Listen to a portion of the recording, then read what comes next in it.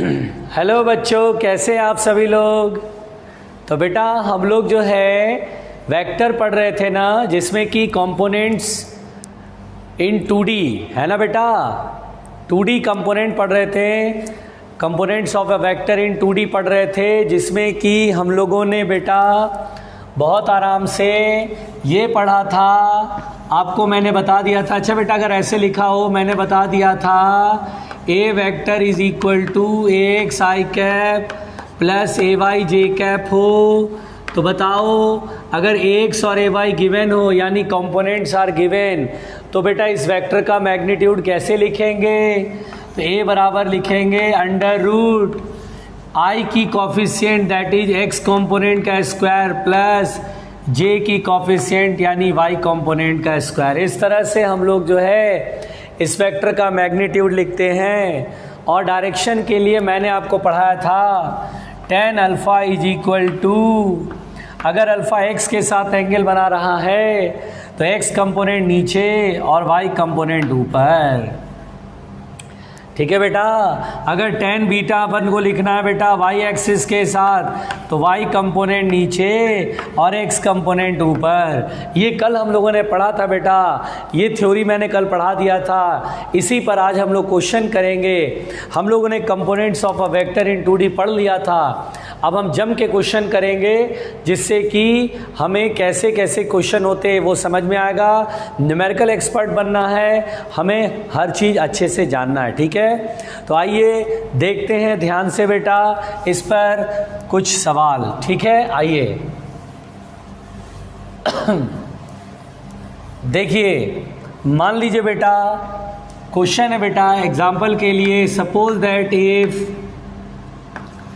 A vector is equal to 3i cap plus 4j cap, then find magnitude and direction of A vector. Then find magnitude and direction of A vector and direction of A vector। यानी बेटा अगर ये A vector है, देखिए A vector equal to 3i cap plus 4j cap है। तो देखिए बेटा ये x कंपोनेंट है। कैसे? क्योंकि आई कैप एक्स इसको रिप्रेजेंट करता है और x की तरफ जो वेक्टर है वो 3 मैग्नीट्यूड यानी x कंपोनेंट है। ये क्या है बेटा? y कंपोनेंट है। कैसे? j कैप y एक्सिस की तरफ है, यानी आपको x कंपोनेंट और y कंपोनेंट मालूम है और हमें a वेक्टर का मैग्नीट्यूड और डायरेक्शन फाइंड करना है। तो यहाँ पर बेटा हम लोग a वेक्टर का मैग्नीट्यूड और डायरेक्शन, तो पहले मैग्नीट्यूड फाइंड करेंगे। Magnitude of A vector, magnitude of A vector, आराम से समझना बेटा, मैग्नीट्यूड ऑफ ए वेक्टर। तो ए वेक्टर का मैग्नीट्यूड, तो ए बराबर लिखेंगे अंडर रूट आई का कॉफिशिएंट कितना बेटा? आई के मल्टीप्लाई में 3, तो 3 का स्क्वायर 9 और जे का कॉफिशिएंट कितना? 4, 4 का स्क्वायर 16, 16 प्लस 9 क्या हो गया? 25 एंड 25 का रूट क्या होगा? 5। तो बेटा ए की जो वैल्यू होगी वो 5 यूनिट होगी। आइए अब डायरेक्शन ऑफ ए वेक्टर देखें। Direction of A vector, a vector की डायरेक्शन, तो देखिए बेटा डायरेक्शन के लिए फॉर्मूला नहीं लगाया कीजिए, पहले डायग्राम बनाया कीजिए। देखिए डायग्राम बनाना अपन को, ये एक्स एक्सिस है, ये वाई एक्सिस है। पहले देखिए ए वेक्टर दिया 3i कैप प्लस में, यानी पॉजिटिव एक्स की तरफ, ये जो वेक्टर इसका मैग्नीट्यूड 3 है। फिर y कंपोनेंट देखिए, जे मतलब y, तो प्लस में जैसे प्लस y की तरफ 4 है। दोनों का रिजल्टेंट a वेक्टर जो कि इधर होगा। हमें अगर x के साथ एंगल बताना है, अब दिखाएंगे है ना। डायग्राम बनाने के बाद अब tan अल्फ़ा निकालेंगे, तो tan alpha is equal to किसके साथ एंगल बना रहा है? 3 के साथ, तो 4 ऊपर 4/3। tan अल्फ़ा 4/3, बताइए कितना होगा अल्फ़ा की वैल्यू? तो tan 53 डिग्री 4/3 होता है। तो alpha is equal to 53 degree with X axis. देखिए मैंने यहाँ पर जो है, मैंने यहाँ पे डायरेक्शन निकाला। कोई बोलेगा नहीं सर ये बताइए, तो देखो या तो tan बीटा का फॉर्मूला लगाओ, ये 53 डिग्री है तो ये कितना होगा? 37 डिग्री। तो आप ऐसे भी लिख सकते हैं और 37 डिग्री, क्योंकि 90 में से टोटल एंगल कितना होता है बेटा? 90 में से 53 जाएगा तो 37 ही तो होगा। तो 37 degree with Y axis. 37 degree with Y axis, कोई डरेगा नहीं, यहीं पर है हम। तो इस तरह से देखिए इस क्वेश्चन को कैसे बनाए बेटा, है ना, इसको आराम से समझिए, रिवाइज जरूर करिएगा, ऐसा नहीं कि छोड़ दीजिएगा। जितने क्वेश्चन मैंने कराया है सब रिवाइज करना है, ठीक है, हर क्वेश्चन को प्रैक्टिस करना है, ठीक है, तब जाके आपको सही से न्यूमेरिकल एक्सपर्ट बन पाएंगे।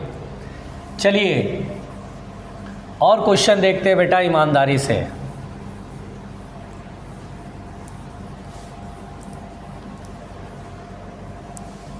देखिए मान लीजिए बेटा हमारे पास क्वेश्चन है, यदि मान लीजिए a vector is equal to i cap minus 2j cap, then find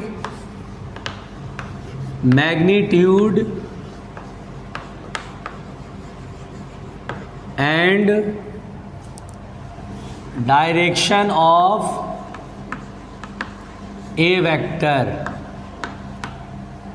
देखिए ए वेक्टर ये दिया बेटा, then find magnitude and direction of A vector. तो देखो बेटा बहुत आराम से ध्यान से सुनना, यहाँ पर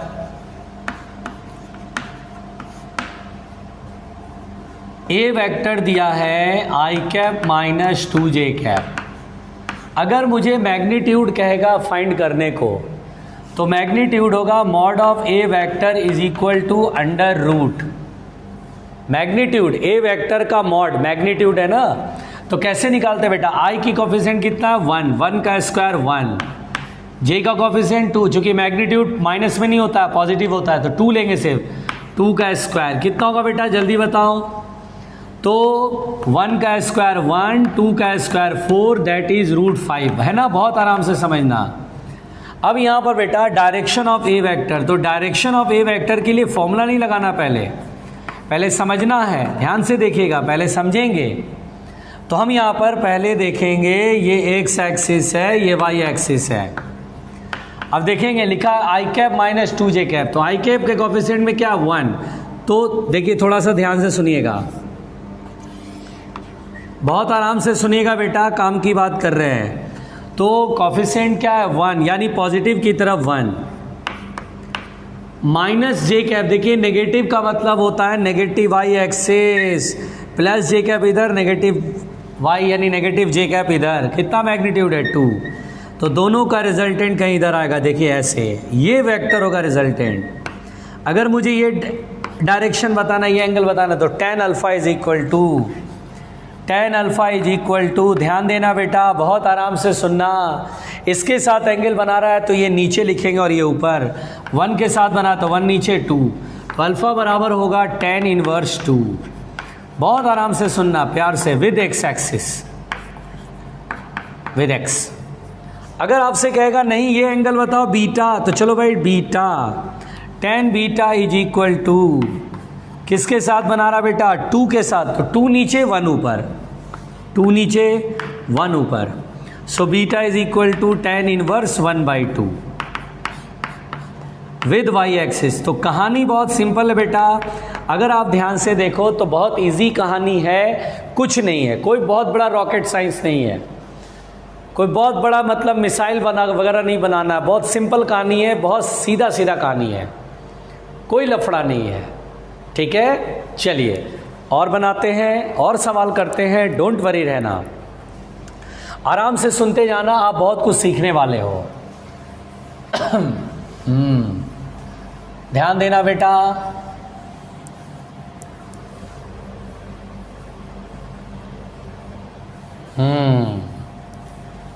चलो अगला क्वेश्चन,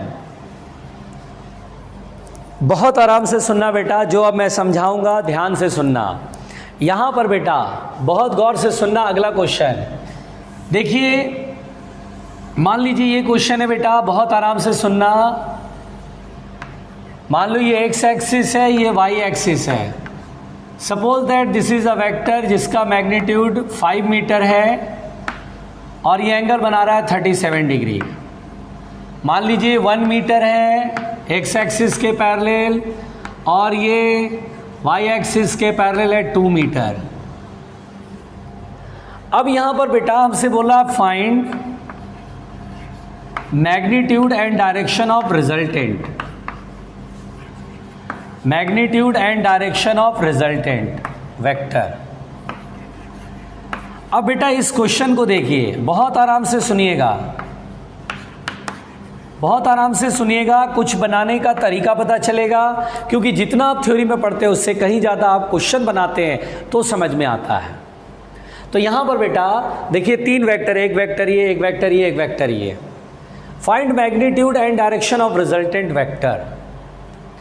हमें रिजल्टेंट वेक्टर का मैग्नीट्यूड और डायरेक्शन बताना है। अब रिजल्टेंट वेक्टर क्या है? रिजल्टेंट वेक्टर, तो देखिए यहाँ 3 वेक्टर का एडिशन है, ये वेक्टर, ये वेक्टर, ये वेक्टर, तीनों वेक्टर का वेक्टर सम करने के बाद जो नया वेक्टर मिलता है उसे बोलते हैं बेटा रिजल्टेंट वेक्टर।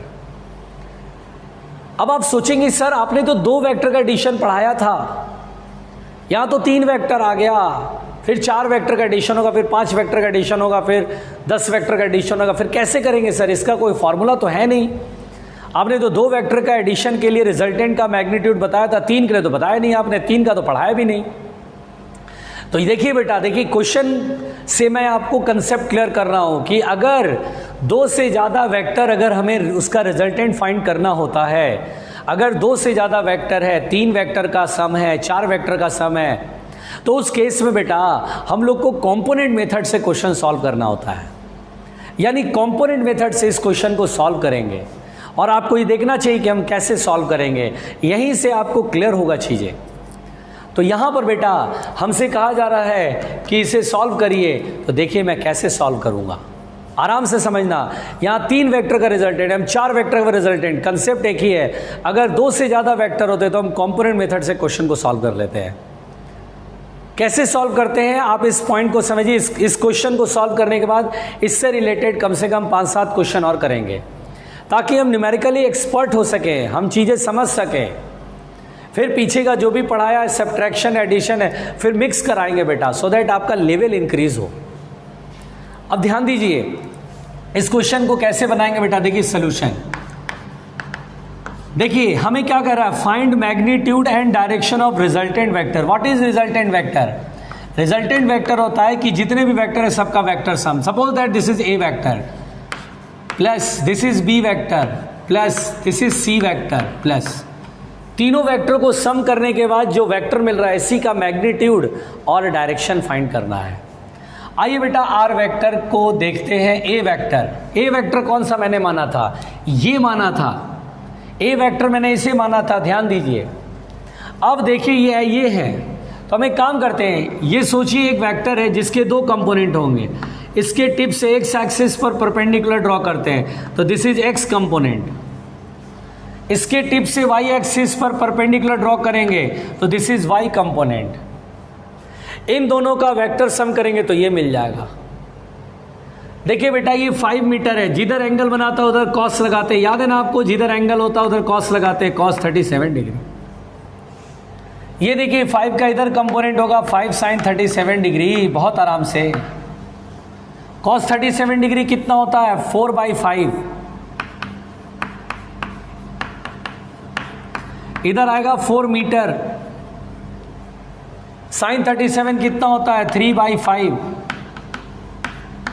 इधर आएगा 3 मीटर। तो देखिए बेटा ये रिजल्टेंट, सोचिए ये ए वेक्टर जो कि 2 वेक्टर के सम से ये बना है, इसके 2 कंपोनेंट, एक ये और एक ये कंपोनेंट का मैग्नीट्यूड कितना है? 4। एक्स की तरफ है तो ए वेक्टर को मैं लिख सकता हूँ 4i कैप, एक्स की तरफ है तो प्लस 4i कैप, ये वाई की तरफ है तो प्लस 3j कैप। देखिए दोनों को ऐड करने पर ये ए वेक्टर बना, दोनों को ऐड करेंगे ये वेक्टर बन जाएगा। देखिए आई और जे के टर्म्स में इसे रिप्लेस कर लीजिए जिससे कि आप आसानी से सॉल्व कर सकें। दिस इज द कंसेप्ट, यही आपको समझना बेटा। फिर बी वेक्टर, देखिए इसको बी वेक्टर, इसको कंपोनेंट में ब्रेक नहीं कर पाएंगे, ये ऑलरेडी एक्स की तरफ है, इसका मैग्नीट्यूड 1 है तो 1 लिखेंगे, और एक्स की तरफ है तो जे कैप, एक्स की तरफ है तो आई कैप, सॉरी एक्स की तरफ है तो आई कैप। अब सी वेक्टर ये है जो कि वाई एक्सिस के पैरेलल है तो 2j कैप, जो ऑलरेडी एक्स और वाई के पैरेलल, उसको कंपोनेंट में ब्रेक नहीं कर पाएंगे। देखिए ये ना तो एक्स की तरफ है ना तो वाई के, किसी एंगल पर है, जिससे 2 कंपोनेंट में ब्रेक करा। यही देखिए कंपोनेंट मेथड इसी को कहते हैं बेटा। अब ये देखिए ये वाला होगा 2j कैप, अब आर वेक्टर बराबर देखिए 4i प्लस आई ऐड करेंगे तो कितना होगा 5i, 3j प्लस 2j कितना होगा 5j। और सोचिए कोई वेक्टर जो है जिसके कंपोनेंट्स मालूम हो, देखिए रिजल्टेंट वेक्टर है 5i का प्लस 5j के, x कंपोनेंट मालूम, y कंपोनेंट मालूम। डायरेक्शन पहले मैग्नीट्यूड कहेगा तो अंडर रूट i का कॉफिशिएंट 5 का स्क्वायर 25, फिर j का कॉफिशिएंट 5 का स्क्वायर 25 इंटू 2, 25 का रूट होगा 5 रूट 2 मीटर। और डायरेक्शन कहेगा बेटा, देखिए डायरेक्शन, तो डायरेक्शन के लिए डायग्राम बना लेंगे। मैंने आपको बताया डायरेक्शन के लिए डायग्राम बना लीजिए। जैसे मैं समझा रहा हूँ वैसे ही आपको करना है, एक बार नोट्स में 2-3 बार रफ में, आपको भी आदत में आ जाएगी। रिजल्टेंट वेक्टर डायरेक्शन, पहले डायग्राम बनाइए, डायग्राम बनाने की आदत डालिए, बहुत ज़रूरी है बेटा। ये एक्स एक्सिस, ये वाई एक्सिस, एक्स कंपोनेंट कितना 5, देखिए आई कैप है तो एक्स कंपोनेंट प्लस में, यानी पॉजिटिव एक्स की तरफ जो वेक्टर है वो 5 है। ये भी कितना है 5 है, वाई एक्सिस की तरफ 5, दोनों का रिजल्टेंट ये है। और वैसे भी दोनों वेक्टर इक्वल है, 90 डिग्री एंगल है, हैव सम कॉमन सेंस, ये 45 डिग्री होगा तो हम डायरेक्शन बोलेंगे 45 डिग्री विद एक्स एक्सिस। देखिए इस तरह से अपन लोगों ने इस रिजल्टेंट वेक्टर का मैग्नीट्यूड और डायरेक्शन हमने सॉल्व कर लिया। 3 वेक्टर का एडिशन था, कोई बहुत बड़ा टास्क नहीं था, बहुत सिंपल कहानी था। नहीं पता होता है तो हमें लगता है बहुत बड़ा भयानक काम होगा भाई, लेकिन ऐसा कुछ भी नहीं है बेटा, बहुत सिंपल है। बस ए वेक्टर को मैंने देखा, इसे मैंने ए वेक्टर मान लिया, सपोज कर लिया। ये मैंने देखा यार ये एक्स के साथ किसी इसे कंपोनेंट में ब्रेक कर दिया। इधर की तरफ कंपोनेंट आया था 4, इधर की तरफ कंपोनेंट आया 3, 4i cap plus 3j cap, ये में मिल जाएगा। दोनों वेक्टर का ऐड करेंगे तो यही मिलेगा। अब बी वेक्टर को तोड़ने का जरूरत नहीं है, जो वेक्टर ऑलरेडी एक्स या वाई के पैरेलल है उसे तोड़ने की जरूरत क्या, आई और के पे, आई कैप और जे कैप है तो खुद ही है। वो टूटेगा वो जब कभी वो एंगल पे रहेगा, ना तो एक्स के पैरेलल ना तो वाई के पैरेलल, किसी एंगल पर होगा, वही कंपोनेंट में ब्रेक करेंगे। तो देखिए किस तरह से मैंने इस क्वेश्चन को बनाया, ये बहुत जरूरी है बेटा। एक बार नोट्स में ठीक से लिखने के बाद रफ में ये सारे क्वेश्चन एक लाइन फिर से बनाएंगे, और एक बार नहीं 2 बार बनाएंगे रफ कॉपी में, तब जाके आपके कॉन्सेप्ट क्लियर होंगे, आपको समझ में आएगा, आप बहुत अच्छे स्टूडेंट हो जाएंगे फिजिक्स के अंदर। और देखिए और बनाता हूं क्वेश्चन धीरे धीरे। आप देखिए 3 वेक्टर का एडिशन आपने सीख लिया।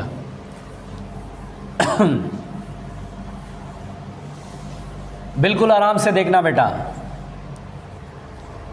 देखो धीरे धीरे आप सब सीख जाओगे।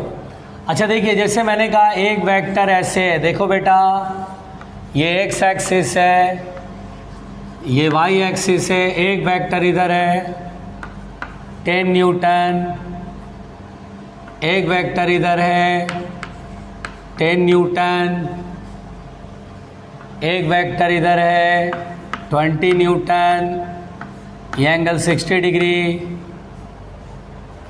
तो बोलता है find the resultant, find magnitude and direction of resultant, find magnitude and direction of resultant vector.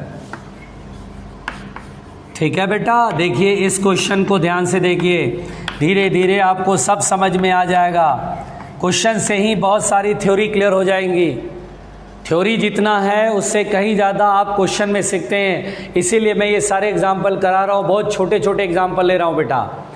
आप कॉन्फिडेंट फील करो, आपको अच्छा फील होना चाहिए, सबसे ज़्यादा ज़रूरी अच्छा फील होना, मज़ा आना चाहिए कि हाँ सर बन गया, हो गया, बिल्कुल टेंशन नहीं है बिल्कुल।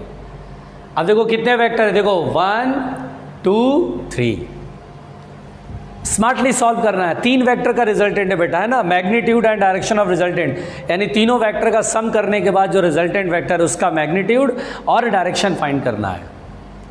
तो कैसे फाइंड करेंगे ये जरा ध्यान देते हैं। पहले तो देखेंगे कि किसी को कंपोनेंट में ब्रेक तो नहीं करना, पहले चेक कर लेंगे क्या इसे कंपोनेंट ब्रेक करना है, नहीं, ऑलरेडी एक्स के पैरेलल है, वेरी गुड।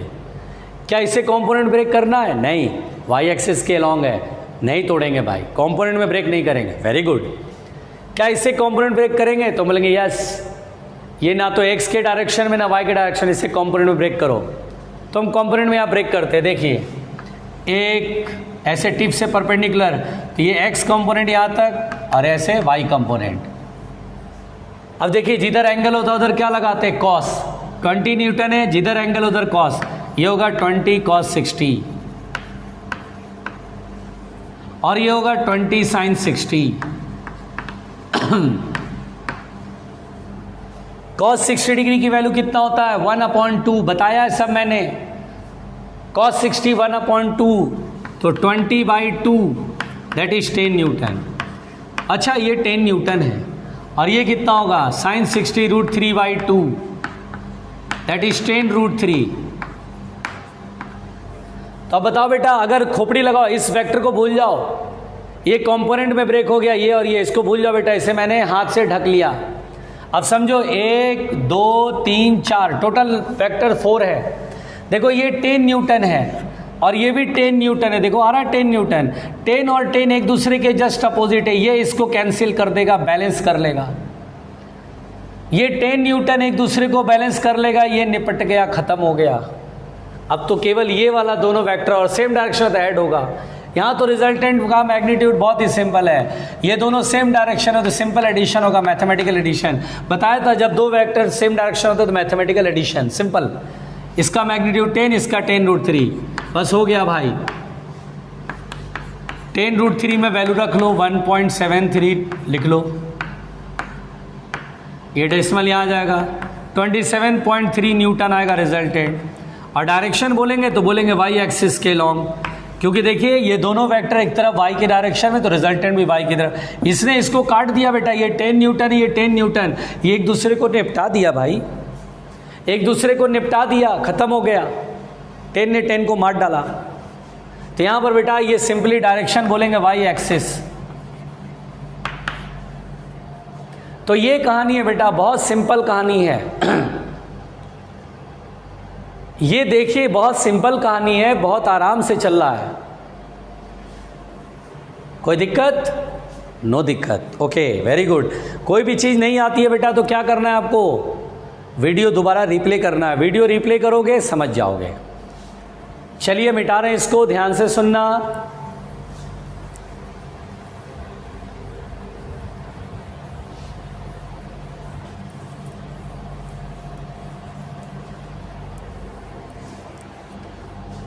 हाँ ध्यान से देखिए, अगला क्वेश्चन बहुत प्यार से देखिए, बना रहा हूँ।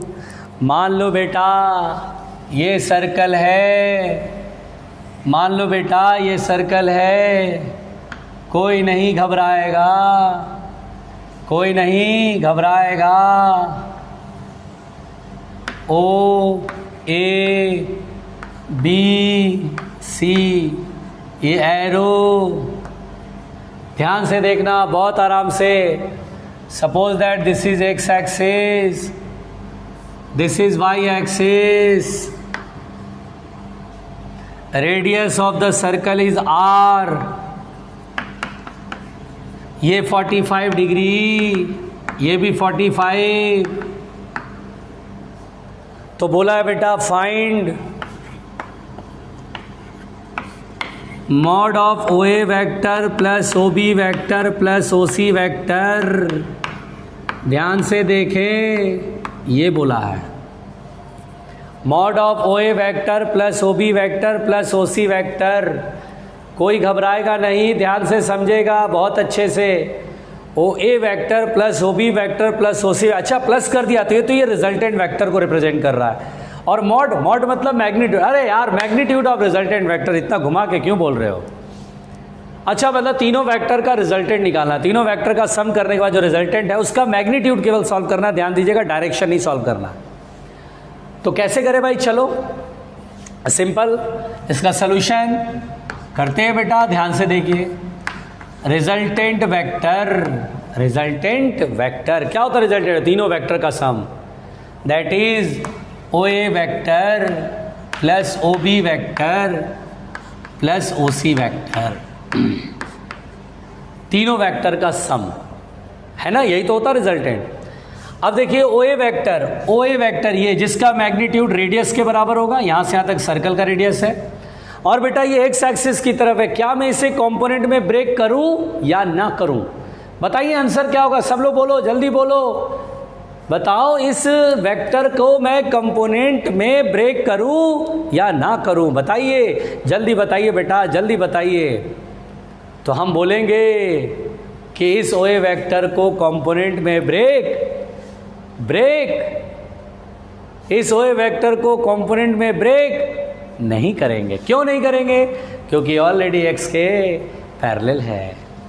तो यहां पर बेटा ओए वेक्टर जिसका मैग्नीट्यूड है आर और एक्स एक्सिस के पैरेलल तो आई कैप। ओ बी वेक्टर ये, क्या मैं इसे कंपोनेंट में ब्रेक करूंगा सर। क्यों करूंगा? क्योंकि एक्स के पैरेलल ना वाई के पैरेलल ही किसी एंगल पर है, तो ब्रेक करो आर, ये यूं और ऐसे, डरना नहीं बेटा। बताओ बेटा, ये आर तो यहां से यहां तक था ना, ये कंपोनेंट बताओ कितना आएगा? तो ये आर है, एंगल इधर एक ही एंगल कंसीडर, या तो ये एंगल नहीं हटा रहे तो इसको मिटा देते हैं, कोई एक ही कंसीडर करना है। ये कंसीडर करोगे तो कॉस इधर साइन इधर, ये करोगे तो कॉस इधर साइन इधर। बहुत ध्यान से सुनना। तो इधर ये एंगल कंसीडर कर रहे हैं तो इसके तरफ होगा आर कॉस 45, कॉस 45 1/√2। इसका कंपोनेंट इधर आर साइन 45, r/√2, क्योंकि साइन 45 डिग्री 1/√2। तो यहां पर ओ बी वेक्टर अब भूल जाएंगे, सोचेंगे इसके दो को, इन दोनों के ऐड करने से ये बना है। तो ओ बी वेक्टर जब लिखेंगे r/√2 I cap plus r/√2 J cap. बहुत बढ़िया बेटा, देखो कैसे लिखा मैंने, कैसे लिखा, यही तो समझना है, बहुत जरूरी है भाई। एंड ओ सी वैक्टर, ओ से सी, ये यहां से यहां तक, क्या इसे कंपोनेंट में तोड़ेंगे? नहीं, क्योंकि ऑलरेडी वाई एक्सिस के पैरेलल। ओ सी वैक्टर, इसको भूल जाना, ओ सी देख रहा हूं यहां से यहां तक, तो इसका मैग्नीट्यूड है आर और डायरेक्शन वाई एक्सिस की तरफ तो जे कैप।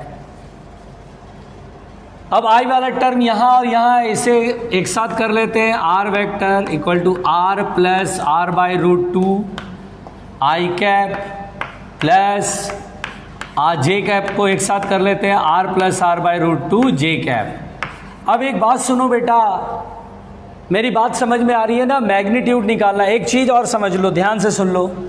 अच्छा बेटा, सब लोग ये जानते हैं, अगर मैं बोलूं a vector is equal to 3i cap plus 4j cap, क्या लिखते हैं मैग्नीट्यूड? तो √i का कोफिशिएंट 3 का स्क्वायर 9, 4 का स्क्वायर 16, आगे सॉल्व। अगर मैं बेटा यहां पर बोलूं कि 3i cap plus 3j cap है, अब ए वेक्टर का मैग्नीट्यूड लिखिए, तो √3 का स्क्वायर 9 और 3 का स्क्वायर 9, इधर ध्यान देना, जरूरी बात कर रहा हूं ना, टाइम बचाएगा ये। 3 का स्क्वायर 9, 3 का स्क्वायर 9, 9 प्लस 9 हो गया 18, यानी 9 इंटू 2, 9 को बाहर कर लिए 3√2। या एक काम कर सकते हैं, इतना नहीं लिख करके एक काम करें, बताएं क्या करें? आप बोलेंगे सर यहां भी 3 यहां भी 3 है, तो सर 3 बाहर निकाल लो ना और √, कर लो। 3 बाहर निकल गया, 1 बचेगा, 1 का स्क्वायर 1, 1 का स्क्वायर 1, देखो 3√2 डायरेक्ट बन गया। यानी इनमें जो कॉमन है उसको ऑलरेडी पहले बाहर कर लो, फिर √, जो बचेगा वो कर लो। जैसे देखो यहां इन दोनों में ये कॉमन है, तो कॉमन कर लिया, तो मैग्नीट्यूड निकालना बेटा, तो r प्लस r/√2 कॉमन हो गया, तो √, ये निकल जाएगा, तो i के कोफिशिएंट में क्या बचेगा? 1, 1 का स्क्वायर 1, फिर ये भी निकल गया, तो j के कोफिशिएंट में क्या बचेगा? 1, 1 का स्क्वायर 1। अब √2 मल्टीप्लाई कर दो, r√2 प्लस r/√2 इंटू √2, देखो ये √2 आएगा, √2 का मल्टीप्लाई से r√2, √2 का मल्टीप्लाई से √2 कट गया, r कॉमन ले लो, आंसर आ जाएगा √2 + 1। ऑलवेज कीप स्माइलिंग यार, सिंपल पढ़ो, सीधा सीधा पढ़ो, कोई लफड़ा नहीं, आराम से पढ़ो। घबरा के पढ़ोगे तो दिक्कत हो जाएगी, घबरा के नहीं पढ़ना है, आराम से पढ़ना है, ठीक है? चलो भैया चलो, चलो भैया चलो, चलो भैया चलो, समझ में आ रही बात बेटा? अच्छा एक बात बताओ, कोई बोले सर इस क्वेश्चन को बनाने का कोई दूसरा मेथड है? तो हाँ दूसरा मेथड है, आसान मेथड है, वो भी समझते हैं, ट्रिकी मेथड है। कैसे भाई? ये हमने सीख लिया, हमें आना चाहिए था ये। इस क्वेश्चन को बनाने का एक तरीका और है, देखो कैसे, देखो कैसे समझाता हूँ बेटा, बहुत इजी तरीके से समझा दूंगा। इस क्वेश्चन को बनाने का दूसरा तरीका। आप बोलेंगे दूसरा तरीका है तो फिर पहले क्यों नहीं बताया? क्योंकि बेटा अगर पहले ही बहुत छोटा तरीका बता देते तो आपको इसका इंपॉर्टेंस पता नहीं चलता है। पता है अच्छा वक्त तभी अच्छा लगता है जब आपने दुख का समय बिताया हो, क्योंकि ना हर बुरा वक्त के बाद जब अच्छा वक्त आता है तो अच्छा फील होता है। हर वक्त अच्छा वक्त होगा ना तो आपको उसकी इंपॉर्टेंस पता नहीं चलेगी। इसलिए मैंने पहले ये मेथड कराया बाय प्रोसेस, आपने देखा, आपको बहुत अच्छा लगा। लेकिन देखो एक छोटे तरीके से भी बना सकते हैं, अपना कॉमन सेंस लगा करके देखो कैसे। ध्यान देना बेटा,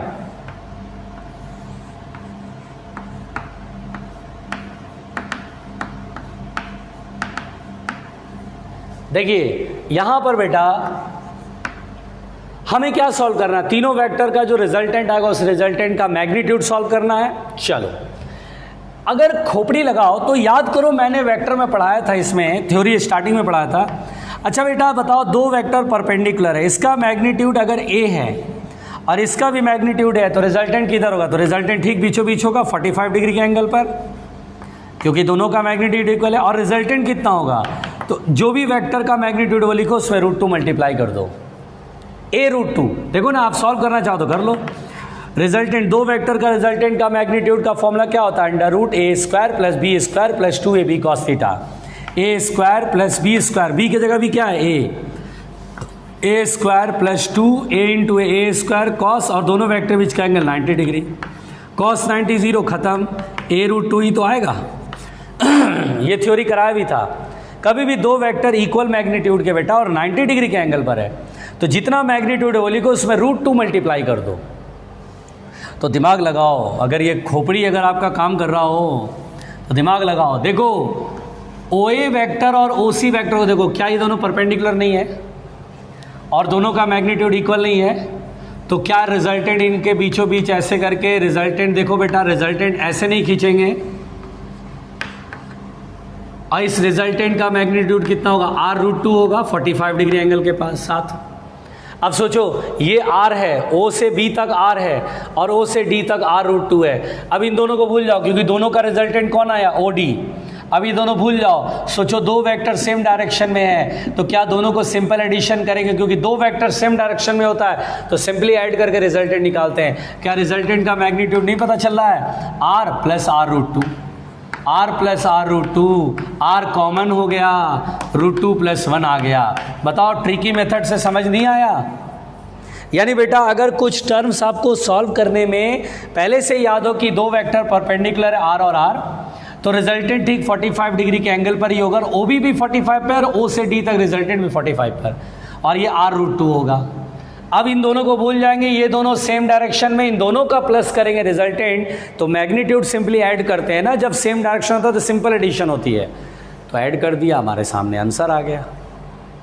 समझ में आई बात कैसे कर रहा हूँ? ये बहुत ज़रूरी बात है बेटा कि कैसे हो रहा है। यही सब आपको, आप जब आप रिवाइज करेंगे, ये भी करेंगे आप, तो आपको बहुत सारा नॉलेज बढ़ेगा, नॉलेज गेन होगा। Knowledge can be transferred, excellence can not be transferred. हम नॉलेज तो ट्रांसफ़र कर सकते हैं लेकिन एक्सीलेंस का मतलब होता है बेटा आप कितने तेज तर्रार हैं, आप कितने तेज तर्रार हैं, चीज़ों को जल्दी जल्दी पकड़ पकड़ के सीखते हैं, वो आप पे डिपेंड करता है बेटा। इसीलिए बचपन से लोग बोलते हैं हॉर्लिक्स पियो, बॉर्नविटा पियो, च्यवनप्राश खाओ। क्यों? इसलिए क्योंकि आपका दिमाग तेज हो, एक्सीलेंस बढ़े। नॉलेज तो आप सीख लोगे टीचर से, एक्सीलेंस के लिए सारा काम हो रहा है। चलिए ध्यान से देखते हैं, ईमानदारी से ध्यान से देखते हैं, ईमानदारी से।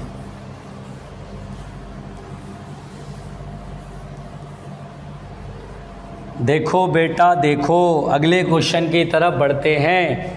डरना नहीं, मैं यहीं हूं। देखिए, a body moves 10 meter towards north, comma, ठीक है, फिर 10 meter towards east, and then 5√2 meter towards southwest, then find displacement in the body.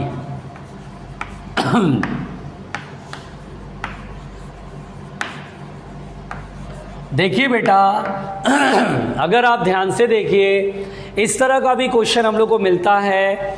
इस तरह का क्वेश्चन सॉल्व कैसे करते हैं, ये ध्यान देने वाली बात है कि a body moves 10 meter towards north and 10 meter east and then 5√2 meter towards south west, then find displacement in the body. देखिए बेटा, इस क्वेश्चन का सलूशन क्या होगा।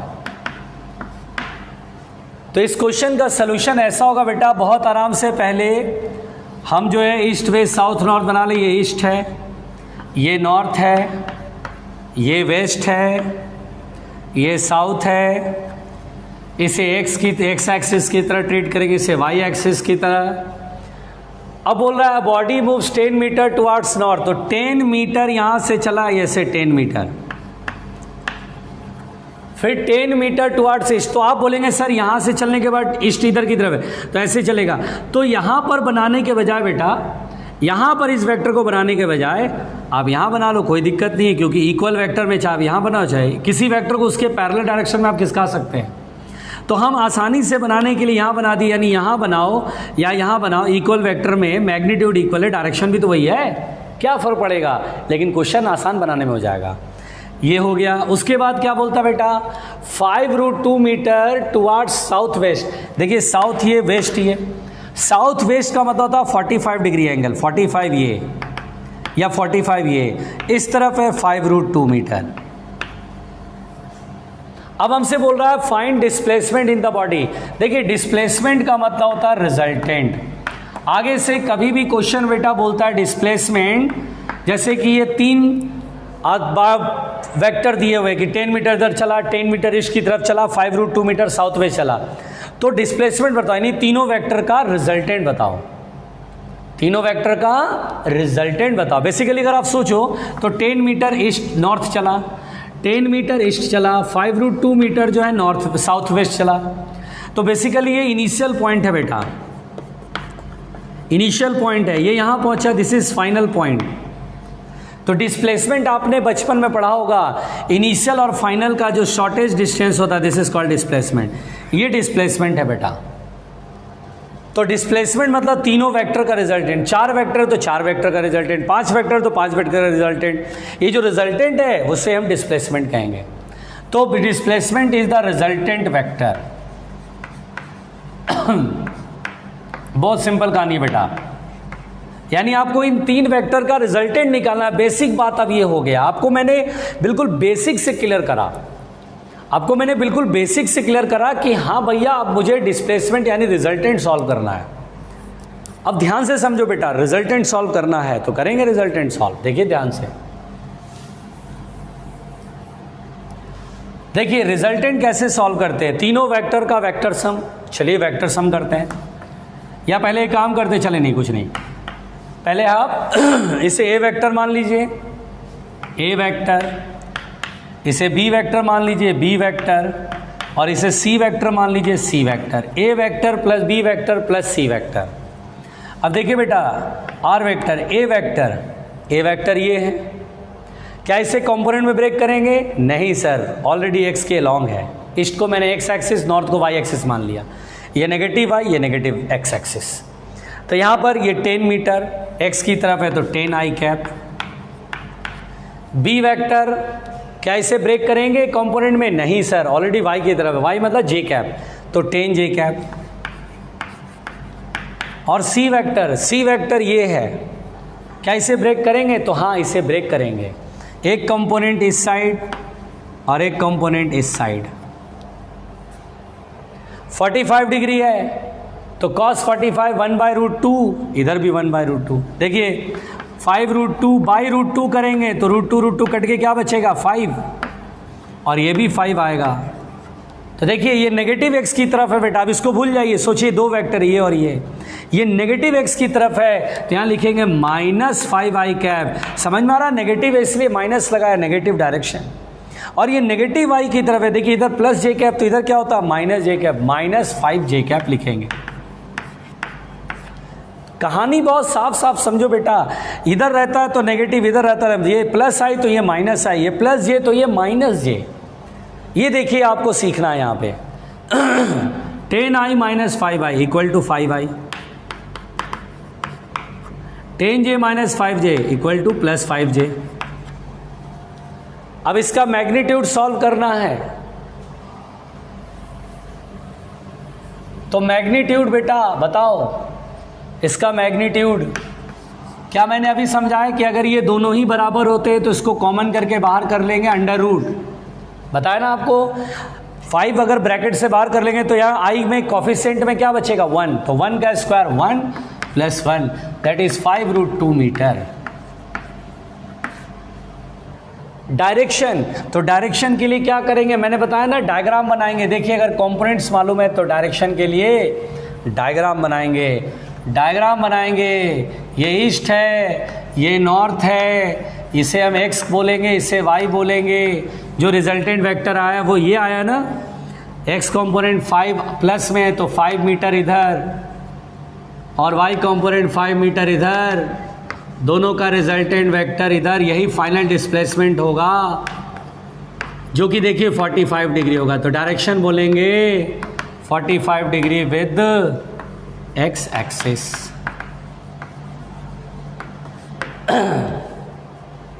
तो आज मैंने आपको क्या कराया, कंपोनेंट्स इन 2D के क्वेश्चंस कराएं। अभी 1-2 दिन मैं सिर्फ क्वेश्चन कराऊंगा, आपका बिल्कुल कंसेप्ट न्यूमेरिकली बिल्कुल मजबूत करना है मुझे। मैंने जितने क्वेश्चन कराए हैं वो सब रिवाइज करो, पूरा लिख के रिवाइज करो, नोट्स में लिखो, फिर रफ में उसे 2-3 बार कर लो। न्यूमेरिकली अगर एक्सपर्ट बनना है, डीपीपी अब मिलेगा बेटा, और डीपीपी के क्वेश्चन तभी सॉल्व होंगे जब आप न्यूमेरिकली एक्सपर्ट हो जाएंगे। तो ठीक है, आज के लिए इतना ही काफ़ी है। Thank you.